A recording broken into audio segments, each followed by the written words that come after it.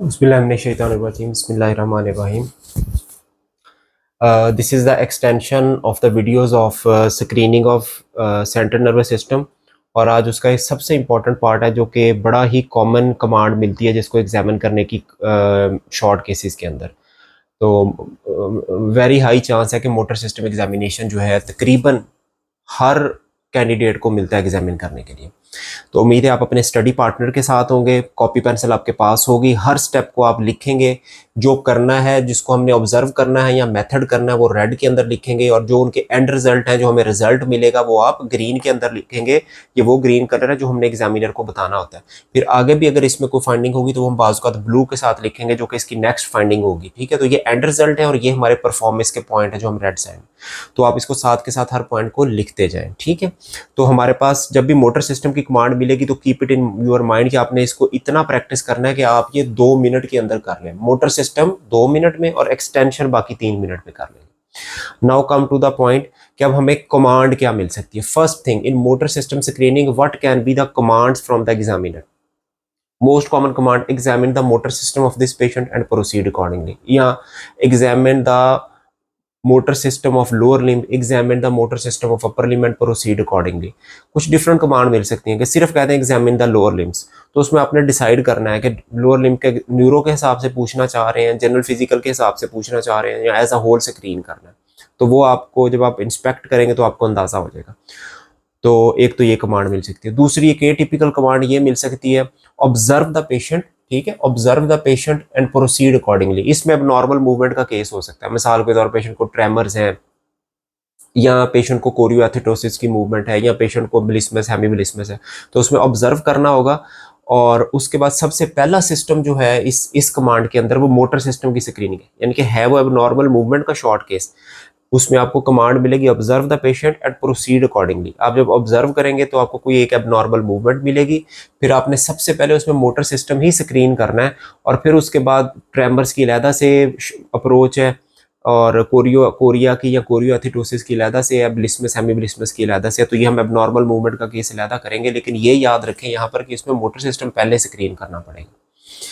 एक और कमांड वो आपको ये दे सकते हैं, handshake with this patient and proceed accordingly. जैसे कि मस्कुलर डिस्टोनिया के पेशेंट होते हैं ना, उसके अंदर हैंड ग्रिप, वो पेशेंट जो है जब हैंड ग्रिप कर लेता है तो वो खोल नहीं सकता, ओपन ग्रिप ओपन नहीं कर सकता, रीओपन डिस्टोनिया होता है उसको। तो आपको ये भी कमांड मिल सकती है कि एग्जामिन द हैंड और हैंड शेक एंड प्रोसीड। ठीक है, हैंड एग्जामिन द हैंड के अंदर वो wasting of the small muscle of the hands भी हो सकते हैं। तो ये डिफरेंट तरह की कमांड्स मैंने आपको बताई हैं। ये सारी कमांड आप लिख लें और अपने जहन के अंदर बैठा लें कि अगर ये आगे तो मैंने मोटर सिस्टम स्क्रीन करना है। नेक्स्ट, आपने कमांड सुनी, now you turn to the patient. अब आपने पेशेंट की तरफ टर्न करना है, तो सबसे पहले जो सबसे इंपॉर्टेंट चीज़ है कि आपने उससे अपना इंट्रोडक्शन करा रहे होंगे एक दो लफ्ज़। जब कमांड आपको मोटर सिस्टम की मिले और आप इंट्रो कर रहे हो, अस्सलाम वालेकुम, वालेकुम सलाम, आपका क्या नाम है, तो उस दौरान आपने उसकी स्पीच पे फोकस करना है। वही 3 चीज़ें जो हम पहले वीडियो में बता चुका हूँ कि डिस्फेजिया, डिस्फोनिया, डिसार्थरिया, उन तीनों में से कोई चीज़ अगर आपको मिलती है तो आप उसको इंट्रो के दौरान ही पिक कर। है तो मोटर सिस्टम का भी आपने कुछ नहीं किया, आपने सिर्फ सलाम वालेकुम सलाम इंट्रो कराया, तो स्पीच का अंदाजा लगाना है कि पेशेंट को कोई स्पीच प्रॉब्लम है या नहीं। अगर है तो वो ब्रेन को आपने बता देना कि ये स्पीच का प्रॉब्लम है। सो आपने इंट्रो कर लिया। नेक्स्ट स्टेप है अब आप मोटर सिस्टम को स्क्रीन, जो आपकी मेन कमांड है कि examine the motor system of this patient. अब आप मेन कमांड के ऊपर है, पेशेंट की तरफ आपने जो है ना फोकस किया हुआ है। तो सबसे पहली चीज है कि पिक द पैटर्न। ऐसी कमांड दें, यानी कि अब आपकी जो प्रोसीजर, जो पहला जो आपका क्लिनिकल मेथड है कि आपको ऐसी कमांड दे पेशेंट को जिससे आपको पैटर्न का पता चल जाए कि आपके पेशेंट को हेमीप्लेजिया है या आपके पेशेंट को पैरा आर क्वाड्रीप्लेजिया, यानी कि हेमीप्लेजिया का केस है या पैरा आर क्वाड्रीप्लेजिया का केस है। कोई एक कमांड ऐसी दें कि आपको पता चल जाए। फर्ज करें मिसाल के तौर पे, उसमें से जैसे अक्सर हम लोग देते हैं कि बराए मेहरबानी अपनी टांगों के ऊपर से कपड़ा हटाएं। ठीक है, फीमेल होगी तो नी तक, नहीं तो मेल होगा तो अबव थाई तक, हम उसे थाई तक, मिड थाई तक हटाएं। तो वो जैसे ही अपने हाथ उठाएगा तो हमें पता लग जाएगा कि इसका मतलब ये कि इसको हेमी नहीं है, इसको पैरा या क्वाड्रीप्लेजिया का केस है। ठीक है, या अगर वो नहीं हटा, वो एक तरफ से हटा लेगा एक तरफ से नहीं हटाएगा तो हमें पता चल जाएगा हेमीप्लेजिया का केस है। और अगर हमें कमांड मिली है कि examine the motor system of upper limbs, तो उसमें हम ये स्क्रीन कर सकते हैं कि उसकी हैंड ग्रिप देख लेंगे, उसे कहेंगे अपने जोर से मेरी उंगलियों को जोर से अपनी हथेलियों से दबाएं, तो उससे भी हमें पावर के डिस्टर्बेंस से पता चल जाएगा कि either it is a hemiplegia या पैरा क्वाड्रिप्लेजिया का केस है। सो आपने कोई ऐसी कमांड देनी है, मैंने स्टार इसलिए लगाया है कि मोटर सिस्टम अभी आपने शुरू नहीं किया, अभी आपने कुछ नहीं किया, लेकिन आपने कोई ऐसी कमांड कोशिश करनी है कि 70 to 80% की ये यील्डफुल हो, कि आपके जहन में आ जाए यार मेरा हेमीप्लेजिया का केस है या पैरा और क्वाड्रिप्लेजिया का केस है। तो स्पीच भी पिक कर ली, पैटर्न भी पिक कर लिया। अब अगली चीज है फोकस, जो आपको कमांड मिली थी कि भाई अब examine the lower limb. Lower limb है तो अब आपने उसको एक्सपोज किया हुआ है, अब आपने लोअर लिम्ब को लुक करना है। क्या 3 चीजें ऑब्जर्व करनी है, वो जहन के अंदर रखनी है, आंखों से वो देखनी है, अगर वो है तो ब्रेन को बता दें ये फाइंडिंग है, नहीं तो उसको स्किप कर दें। पहली फाइंडिंग, वेस्टिंग एंड फेसिकुलेशन है या नहीं है। आपने बल्क को देखना है, डिस्टल प्रॉक्सिमल मसल को अलग-अलग देखना है कि कौन से एक जैसी वीकनेस है या डिस्टल प्रॉक्सिमल वीकनेस है, और जहाँ पे वीकनिंग या वेस्टिंग है वहाँ पे फेसिकुलेशन आ रही है या नहीं आ रही। फेसिकुलेशन की ideal mid of the leg, thigh, mid of the thigh, या जो है ना जहाँ पे बल्क ज्यादा होना चाहिए वहाँ पे आपने फेसिकुलेशन देखना। सो पहला पॉइंट, आपके पेशेंट को वेस्टिंग और फेसिकुलेशन है या नहीं है, पहली चीज आपने ये पिक कर लेनी। दूसरी नंबर पे लोअर लिम्स के अंदर आपने देखना है काफ मसल को, कि सूडो हाइपरट्रॉफी ऑफ मसल तो नहीं है, जो कि मस्कुलर डिस्ट्रॉफी जैसे बेकर सिस्ट के अंदर होती है। तो आपने pseudo hypertrophy of calf muscle है या नहीं है उसको नोट करना है। या इन्वर्टेड शैम्पेन, जो कि पेरिफेरल न्यूरोपैथी का केस है चारकोट मैरिटोथ डिजीज का, कि इन्वर्टेड शैम्पेन टाइप तो नहीं है। तो पहले वेस्टिंग और फेसिकुलेशन के लिए आपने सारे लिम्स को देख लिया, दूसरे नंबर पे आपने काफ को देखा सूडो हाइपरट्रॉफी और इन्वर्टेड शैम्पेन के लिए, और तीसरे नंबर पे वो एबनॉर्मल मूवमेंट्स अगर को मिल जाए जो आपने पहले भी आप ऑब्जर्व कर लेंगे जब आपको इंस्पेक्शन में, लेकिन आपने यहाँ पे लुक करेंगे तो आपको अगर को मिल जाएगा तो ठीक है। वो मैं पहले बता चुका हूँ, पहले मोटर स्क्रीन करना है और आगे इसकी अप्रोच डिफरेंट है, वो अलहदा से मैं आपको अलहदा वीडियो में अप्रोच बताऊंगा इसकी। सो यहाँ तक अभी हमने जो मेजर पोर्शन है मोटर सिस्टम का वो नहीं शुरू किया, लेकिन यहाँ तक अब हम पहुंच गए हैं। तो मुझे स्पीच का भी पता चल गया है, मेरे केस का हेमीप्लेजिया पर वो भी मैंने डिसाइड कर लिया है, वेस्टिंग वगैरह फेसिकुलेशन के साथ है या नहीं है वो भी मैंने यहाँ तक जो है मैं डिसाइड कर चुका हूँ। ठीक हो गया। अब है मेन पोर्शन, ये यहां तक मैंने विद इन 10 सेकंड पहुंचना है, ये बात आपने याद रखनी है कि विद इन 10 सेकंड्स आपने यहां तक पहुंचना। अब है आपका major portion, tone, power, reflexes, plantar and coordination. ये इसको रट्टा लगाएं कि सबसे पहले मैंने टोन देखनी है, उसके बाद मैंने पावर के ऊपर फोकस करना है, फिर मैंने रिफ्लेक्सेस देखने हैं, फिर मैंने प्लांटर्स देखने और फिर मैंने कोऑर्डिनेशन देखनी है। ये पांचों चीजें मैंने करनी है। मेजर बल्क, ये देखें ये 3 स्टार मैंने इसके ऊपर लगाया कि ये मेजर बल्क है मेरे मेथड का, इसको मैंने परफॉर्म करना है। ठीक है, अब इसको करना कैसे है थोड़े थोड़ा मैं आपको हिंट देता हूं, उसके लिहाज से आपने देखना। फर्ज करें आपका पेशेंट, पहले हम डिस्कस कर लेते हैं हेमीप्लेजिया। आपको पैटर्न मिल गया, 70 to 80% चांस है कि आप पैटर्न शुरू में ही पिक कर लेंगे। अगर आपको पैटर्न मिल गया कि हेमीप्लेजिया का केस है तो लुक के ऊपर ज्यादा टाइम आपने जाया नहीं करना, जहन के अंदर रखना है, जल्दी जल्दी देख जरूर ले, फेसिकुलेशन ऐसे एक जरूर as a part of method, part of game कर लें, लेकिन ज्यादा टाइम ना जाया करें। हेमीप्लेजिया का पेशेंट है, लुक के अंदर ज्यादा टाइम जाया नहीं किया, मैं फौरन टोन के ऊपर चला गया। टोन किस तरह, सिर्फ नी के ऊपर, नी ज्वाइंट के ऊपर एक्सटेंशन फ्लेक्शन करें दोनों तरफ और डिसाइड कर लें हाइपरटोनिया या हाइपोटोनिया, बात खत्म। इसी तरह एल्बो के ऊपर आपने ऊपर करनी है हाइपरटोनिया, हाइपर साथ के साथ नहीं करनी, पहले मोटर सिस्टम लोअर लिम्ब का पूरा करना है फिर अपर के आना है। ऐसे नहीं है कि साथ जो कमांड में, अगर तो आपको पूरी कमांड दे दी कि एग्जामिन द मोटर सिस्टम, फिर बेशक दोनों साथ करते जाएं, लेकिन आप कोशिश करें पहले मोटर के लोअर लिम्ब के ऊपर ये पांचों चीजें अप्लाई करें, फिर अपर लिम्ब के ऊपर ये पांचों चीजें अप्लाई करें, ताकि आपकी आदत ऐसे हो कि पैरा या हेमी या कोई भी कमांड मिले तो आपकी जो ना डिस्टॉर्शन ऑफ द कमांड, यानी कि कमांड के अगेंस्ट ना आप चलें। तो अब आपने एक ही मूवमेंट फ्लेक्शन और एक्सटेंशन नी की और टोन के बारे में डिसाइड कर लिया। अब आप आ जाए पावर के ऊपर। हेमीप्लेजिया का पेशेंट है, पावर के ऊपर, इसके ऊपर प्रॉक्सिमल और डिस्टल की डिस्ट्रीब्यूशन की फर्क नहीं, आपने सिर्फ ये अंदाजा लगाना है कि अगेंस्ट द जो लिम्ब वीकनेस है हेमीप्लेजिया जिस साइड का है वो 3 से कम है, मतलब अगेंस्ट द ग्रेविटी नहीं मूव कर रहा, तो डिसाइड कर ले फौरन ये 2 है, ये 1 है या 0 है। और अगर ये अगेंस्ट द ग्रेविटी खड़ा कर लेता है तो रेजिस्टेंस के अगेंस्ट 4 है या नहीं है, बस 5 तो हो नहीं सकता। तो जितनी जल्दी आपने इसमें प्रॉक्सिमल डिस्टल यानी कि वो प्लांटर डॉर्सिफ्लेक्शन अलग-अलग करा के नहीं देखनी, बस जल्दी से अंदाजा लगाना है और सारे स्टेप ये जो प्रॉक्सिमल डिस्टल टांग ऐसे करें, बाजू ऐसे करें, वो खत्म कर दें। आप जस्ट आप डिसाइड करें 3/5 या 2/5 और टाइम नहीं वेस्ट करना। रिफ्लेक्सेस विद रीइंफोर्समेंट फौरन करें। प्लांटर्स आपको आराम से मिल जाएगा, या विदड्रॉल जो भी होगा, या स्टैटिक वो आपने पिक करना है। कोऑर्डिनेशन, तो अगर तो आपको हेमीप्लेजिया इसके ऊपर टाइम ही नहीं जाए, ये डायरेक्ट जल्दी जल्दी कर लेना। असल चीज है पैरा या क्वाड्रीप्लेजिया। अगर आपका केस है पैरा या क्वाड्रीप्लेजिया का, तो अब आपका लुक के ऊपर भी टाइम वेस्ट होगा। इसके अंदर से आपने कोशिश करना है कि अगर ये दोनों फाइंडिंग में से कोई फाइंडिंग है, तीनों में से तो पिक करें, नहीं है तो फिर ठीक है, आप ब्रेन को कह दें कि मुझे इंस्पेक्शन पे I have not found anything this.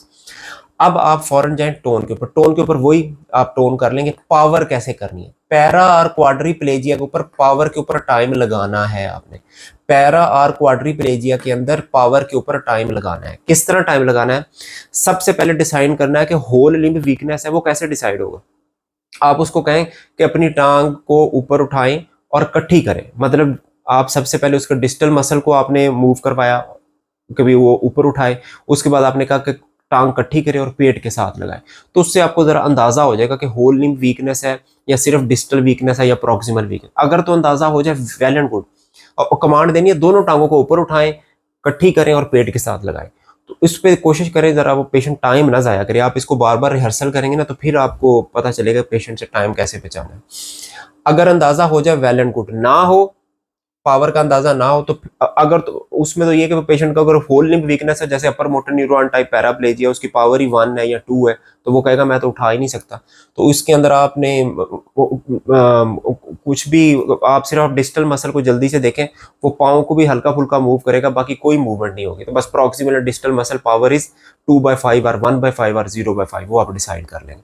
लेकिन अगर उसकी पावर अच्छी है, जैसे अक्सर पेशेंट 4/5 के पावर के या 3/5 के, तो पैरा या क्वाड्रीप्लेजिया के अंदर आपने पाँव के ऊपर प्लांटर फ्लेक्शन और डॉर्सी फ्लेक्शन, नी के अंदर फ्लेक्शन और एक्सटेंशन, हिप के ऊपर फ्लेक्शन और एक्सटेंशन, ये जल्दी जल्दी करनी है। बस एक एक मूवमेंट हर ज्वाइंट पे, और डिसाइड करना है 3, 2, 1 या अबव 3, 4 पावर। और इसी तरह अगर अपर लिम्ब आ गया तो उसमें बस आपने सिर्फ उसकी ग्रिप्स ऑफ द रिस्ट बंद करके खोल के, और जो है ना इसके ऊपर अपना रिस्ट जॉइंट के ऊपर फ्लेक्शन और एक्सटेंशन, और शोल्डर पे एबडक्शन और एडक्शन, बस दोनों इकट्ठे इकट्ठे दोनों हाथों को इकट्ठे करवाना है। ये आपने अपनी इसको बार बार प्रैक्टिस करें। अक्सर बच्चे इसके ऊपर टाइम ज़ाया कर रहे होते हैं, और इवन अगर कोई प्रॉक्सिमल डिस्टल वीकनेस लहदा लहदा आ जाए तो उनसे पिक नहीं होता। तो इसके ऊपर आपने टाइम लगाना और पिन पॉइंट डायग्नोसिस देना है कि इसको डिस्टल वीकनेस है या प्रॉक्सिमल वीकनेस है। ये आपको क्वाड्रीप्लेजिया में, हेमीप्लेजिया के ऊपर तो इस पर टाइम ही नहीं लगाना। पैरा या क्वाड्री का केस है तो लुक पे भी टाइम लगेगा, पावर पे भी टाइम लगेगा, और ये इंपॉर्टेंट है, इन पर टाइम लगाना है आपने। ठीक हो गया। उसके बाद रिफ्लेक्सेस आप करेंगे, प्लांटर करेंगे, कोऑर्डिनेशन पैरा और क्वाड्री, ये सारा आपने मेथड दोनों में आगे सेम है। ठीक है। उसके बाद है screening of upper limb and hands. तो आपने लोअर लिम्ब कर लिया, उसके बाद फिर अपर लिम्ब का मोटर सिस्टम करना है। पहले हैंड्स की इंस्पेक्शन करना है, wasting of hand muscle, palmar के और इंट्रोशियाई हैं या नहीं है तो उसको पिक कर लें। बाकी वही आपने उसकी पावर को असेस करना है, टोन को असेस करना है, रिफ्लेक्सेस को। बाकी प्लांटर वाला मिस हो जाएगा, और कोऑर्डिनेशन आप फिंगर नोज टेस्ट के जरिए से इसको चेक कर लेंगे। सो 2 मिनट के अंदर आपने ये 6 प्रोसेस किए, यानी कि फोकस किया कमांड पे, इंट्रो के साथ स्पीच पिक की, पैटर्न आपने पिक किया, लुक किया, टोन एंड पावर ये वाला मेथड अप्लाई किया, यानी कि जिसमें जो मेजर है, जो हर जगह ये लिखा होता है, tone, power, reflexes, plantar and coordination, जो मेन है ये आपने किया, और अपर लिम्ब को स्क्रीन कर लिया। जब आप यहां तक पहुंचेंगे तो एंड रिजल्ट अब आपके पास आ जाएगा, यानी कि जहां पे आप जब खड़े होंगे तो आपके पास 2 तरह के एंड रिजल्ट होंगे। वो क्या होंगे? पहला एंड रिजल्ट ये हो सकता है कि your patient is having right sided और लेफ्ट साइडेड हेमीप्लेजिया। बड़ा इजी है, वो आपको आराम से पता चल जाएगा यार मेरे पेशेंट को राइट लेफ्ट साइड में। दूसरी ऑप्शन ये हो सकती है कि आपके पेशेंट को पैराप्लेजिया और क्वाड्रीप्लेजिया, या पैराप्लेजिया हो सकता है या क्वाड्रीप्लेजिया हो सकता है। और जब आप 6 तक यहां तक अपर लिम्ब स्क्रीन करके पहुंचेंगे तो आप इवन ये भी बता सकेंगे, आपने बल्कि बताना है कि अगर पैराप्लेजिया और क्वाड्रीप्लेजिया का पेशेंट है कि मेरे पेशेंट को upper motor neuron type quadriplegia, lower motor neuron type quadriplegia, या mix upper and lower motor neuron type quadriplegia, या चौथी ऑप्शन है my patient is having proximal muscle weakness और my patient is having distal muscle weakness. ठीक हो गया। तो क्या आपको मैसेज ये कन्वे हुआ कि ये यहां तक 6 चीजें हमने की, इनमें से 2 एंड रिजल्ट मुझे मिलने चाहिए। अगर नहीं मिले तो मेरा मोटर सिस्टम, इसका मतलब फ्लॉ है, उसमें कोई प्रॉब्लम है, मैंने सही एग्जामिन नहीं किया। तो उससे बेहतर है कि आप 1 मिनट जो अपने एक्सटेंशन से फिर आपने लेना, आप कुछ ना कुछ दोबारा करके देखेंगे यार मुझे क्यों नहीं आ रहा कि पेशेंट को नहीं। तो आपने इन दोनों में से कोई एक एंड रिजल्ट निकालना। फर्ज करें आपने ये 6 तक स्क्रीनिंग की, हेमीप्लेजिया और पेरीप्लेजिया या क्वाड्री, इन दोनों का कोई एंड रिजल्ट आपके हाथ में नहीं आया। तो आपने ये सारा मेथड अप्लाई किया, ना हेमीप्लेजिया मिला ना पैराप्लेजिया और क्वाड्रीप्लेजिया, आपको लगा यार है क्या इसमें फाइंडिंग, समझ नहीं आ रही।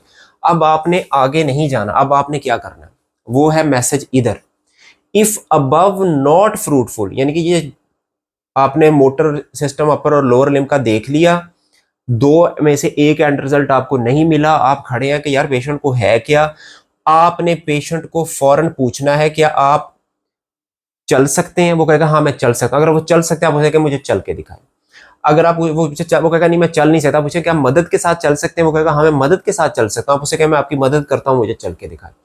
तो अगर वो कहे नहीं मैं मदद के साथ भी नहीं चल सकता, मैं नीचे गिर जाऊंगा, या आपको एग्जामिनेशन पे लग रहा है यार कि इसकी पावर ही 0/5, फिर नहीं आप गेट करा सकते। अदरवाइज वो अगर खुद चल सके या हेल्प के साथ चल सके, आप उसकी गेट चेक कर लें। तो बहुत सारी चीजें आपको गेट से अंदाजा हो, अगर आपको यहां तक फ्रूटफुल नहीं है तो गेट हेल्प करेगी, ठीक है। लेकिन अगर आपने 6 स्टेप किए और आपको इनमें से कोई एक चीज मिल गई है तो गेट पहले नहीं चेक करनी। तो मैसेज मेरा ये है, अगर कुछ नहीं मिला, अगर कुछ नहीं मिला तो गेट चेक करनी है, अगर इन दोनों में से कोई एक रिजल्ट मिल गया है तो गेट आखिर में हम चेक करेंगे, ठीक हो गया। अब ये कौन सा केस हो सकता है जिसमें हमें गेट पे जाना पड़ेगा, मिसाल के तौर पे प्रॉक्सिमल मायोपैथी का केस है, उसमें पावर 3/5 या 4/5 है प्रॉक्सिमल मसल की, और वो लिम्ब बड़े अच्छे मूव कर रहा है और हमें पता ही नहीं चल रहा, तो वो आप गेट पे जब उसको उठा के बिठाएंगे तो आपको पता चलेगा यार इसको तो प्रॉक्सिमल मायोपैथी है। या फुट ड्रॉप का केस है या पेरिफेरल न्यूरोपैथी का केस है, तो हमारी पावर वाला ये वाला क्योंकि अक्सर वीक होता है हमारा ना, लहदा पावर प्रॉक्सिमल और डिस्टल चेक करना, तो वो जब चलेगा तो वो फुट ड्रॉप करेगा तो हमें पता चल जाएगा ये फुट ड्रॉप का केस है या पेरिफेरल न्यूरोपैथी का केस है, ठीक है।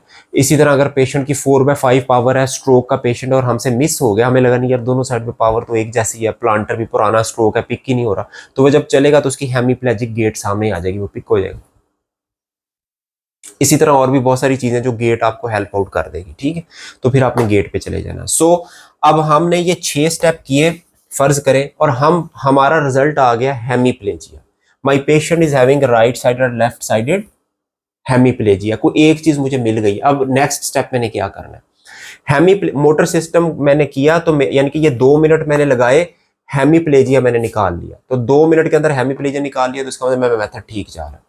अगला स्टेप क्या करना है, अब अगला स्टेप ये 4 चीजें आपने याद रखनी है कि हेमीप्लेजिया आ गया तो आपने सबसे पहले क्रेनियल नर्व्स चेक करनी है, उसके बाद सेरिबेलम चेक करना है, उसके बाद सेंसरी सिस्टम चेक करना है, उसके बाद कैरोटिड पैल्पेट करने और सीवीएस कार्डियोवास्कुलर ऑस्कल्टेशन या एपिक्स बीट के साथ कार्डियोवास्कुलर स्क्रीनिंग करनी है, ठीक है। हेमीप्लेजिया आ गया, मोटर सिस्टम कंप्लीट हो गया, एक्सटेंशन में क्रेनियल नर्व, सेरिबेलम, सेंसरी और कैरोटिड एंड सीवीएस करना है। अब क्रेनियल नर्व में से क्या पिक करना है, हेमीप्लेजिया सबसे पहले 7th चेक करनी है, डिसाइड करना है अपर मोटर है या लोअर मोटर है। उसके बाद आई एग्जामिनेशन करना है कि आईज के अंदर कोई सेकंड थर्ड फोर्थ 6 को इन्वॉल्वमेंट है या नहीं। उसके बाद 9 10th गैग का इशू है या नहीं है, ये स्क्रीन करने बस। उसके बाद सेरिबेलम इंटैक्ट है या not intact, cerebellar sign weakened side पे आ रहे हैं या नहीं आ रहे, बस आपने ये डिसाइड करना। उसके बाद है सेंसरी सिस्टम, हेमीप्लेजिया के अंदर सेंसरी स्क्रीन कैसे करना है। फर्ज करें आपने क्रेनियल नर्व चेक की और आपको मिल गई 7th अपर मोटर न्यूरॉन टाइप, यानी कि अनक्रॉस्ड हेमीप्लेजिया मिल गया। जब अनक्रॉस्ड हेमीप्लेजिया मिल गया, इसका मतलब है इंटीरियर सर्कुलेशन स्ट्रोक, इसका मतलब है कि इसके अंदर जो सेंसरी इंपेयरमेंट आएगी वो कॉर्टिकल सेंसेशन में आएगी। तो बस वही उसको फिंगर कुछ चाबी पकड़ा के या बॉल पेन पकड़ा के या कोई बॉल हाथ में कि भैया ये क्या है, वो आपको शेप बता देगा, या उसके हाथ पे एक सर्कल बनाया, उससे पूछे मैंने हाथ पे क्या बनाया, दोनों हाथों पे, वो बताएगा मैंने सर्कल बनाया। तो उसकी कॉर्टिकल सेंसेशन इंपेयर्ड है या नहीं है, सिर्फ आपने इसमें ये चेक करना है।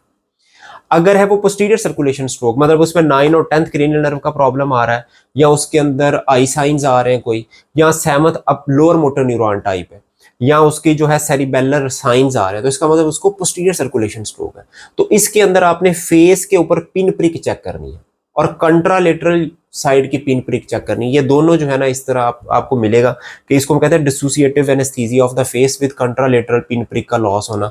ये अक्सर लेटरल डिलरी और लेटरल पोंटाइन के अंदर हमें ये चीज मिल जाती है। सो पोस्टीरियर सर्कुल, तो सेंसरी की स्क्रीनिंग में मैसेज आपको ये है कि अगर आपका इंटीरियर सर्कुलेशन स्ट्रोक का, तो सिर्फ कॉर्टिकल सेंसेशन चेक करें। अगर पोस्टीरियर सर्कुलेशन आपको लग रही है इन सेरिबेलर और क्रेनियल नर्व एग्जामिनेशन से, तो फिर आप उसकी पिन प्रिक फेस की और कॉन्ट्रालेटरल साइड की लिम्ब की आप उसकी पिन प्रिक भी चेक कर लें और बिग टो की पोजीशन भी देख लें। ठीक हो गया। और आखिर में कैरोटिड्स देखें कौन सी कैरोटिड वीक है और कार्डियोवास्कुलर एग्जामिनेशन कर लें। इतना ही टाइम होगा आपके पास एक्सटेंशन करने के लिए, और इसमें पता लग जाएगा कि स्ट्रोक किस वजह से, कैरोटिड की वजह से, या कार्डियोवास्कुलर एग्जामिनेशन। इससे आगे भी एक चीज़ हो सकती है, मिसाल के तौर पर अगर कोई ऑटोइम्यून डिसऑर्डर का पेशेंट होगा, यंग पेशेंट, तो वो भी आपको ना रूमेटॉइड हैंड वगैरह जीपी के अंदर कुछ मिल सकता है, क्योंकि ये जो हमने कार्डियोवास्कुलर और कैरोटिड, ये जो है ना, हमने कॉज ढूंढनी है कि हेमिप्लेजिया उसको क्यों हुआ। अगर कार्डियोवास्कुलर नहीं है तो जीपी में आपको कुछ मिल जाएगा। तो मोटर सिस्टम किया, हेमिप्लेजिया, एक्सटेंशन मैंने आपको बता दी और उसके एंड रिजल्ट बता दिए कैसे निकालने। ठीक हो गया।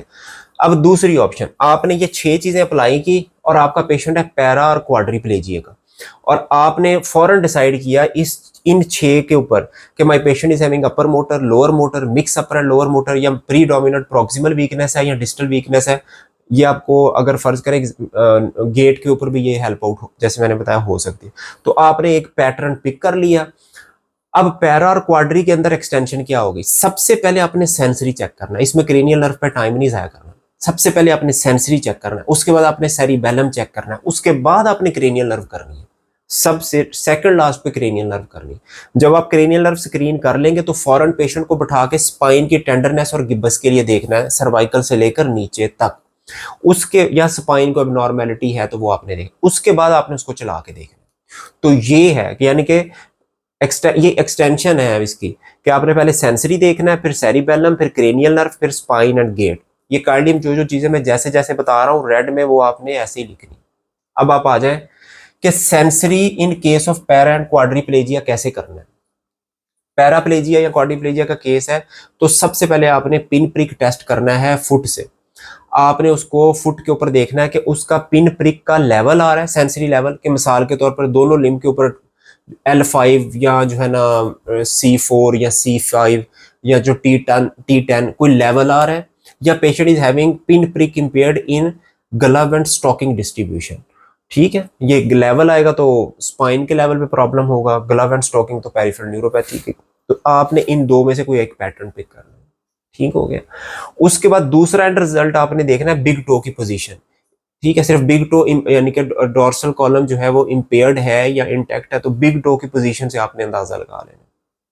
आमतौर पे कुछ बच्चों की बहुत अच्छी होती है तो वो बिग टो के अलावा जो है ना वो वाइब्रेशन के साथ भी कर लेते हैं, लेकिन वो वाइब्रेशन वाला बताना पूछना ये तो बिग टो को सामान निकालना पड़ता है। बिग टो की पोजीशन से भी आप स्क्रीन कर सकते हैं और ये बड़ा सेंसिटिव टेस्ट। ठीक हो गया। उसके बाद सेरिबेलम है या नहीं है, क्रेनियल नर्व वैसे ही जल्दी जल्दी चेक करें। इसमें क्रेनियल नर्व आपको आई वाली और ये इसमें भी मतलब टाइम नहीं लगाना, क्रेनियल नर्व चेक करें, उसके बाद स्पाइन एग्जामिनेशन, टेंडरनेस और चला के देख लें। ठीक हो गया। तो ये है, ऐसे आपने स्क्रीनिंग करनी है। अगर मोटर सिस्टम की कमांड मिलेगी तो आपने ऐसे करना। अब थोड़ा सा मैं बता दूं कि बताना कैसे। फर्ज करें आपने मोटर सिस्टम एग्जामिन किया और आपका पेशेंट हेमिप्लेजिया का निकल आया और आपने ये सारा देख लिया, तो आपने सबसे पहले पेशेंट को बताना है thanks for giving me command to thanks for giving me permission to examine this patient. My patient is having right sided uncrossed hemiplegia supported by the findings.